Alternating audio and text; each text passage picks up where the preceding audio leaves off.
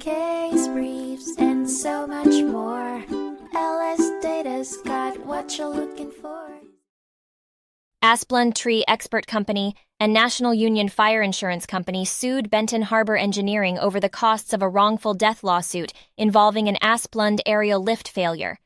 Benton Harbor appealed the court's decision, arguing that the district court allowed inappropriate lay opinion testimony from a witness who lacked the necessary qualifications. The court had to determine whether the testimony was admissible under Rule 701, which allows lay opinion testimony in cases where jurors cannot assess certain aspects of the case based on appearance alone.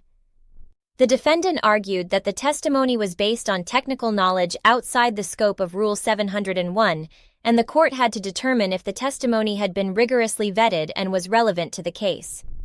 The court eventually ruled the testimony inadmissible under Rule 701, as Asplundh failed to prove the witness had relevant experience or knowledge.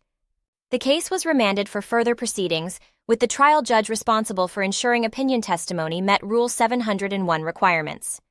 The court held that first-hand observation alone did not qualify a witness as an expert. Case briefs, and so much more.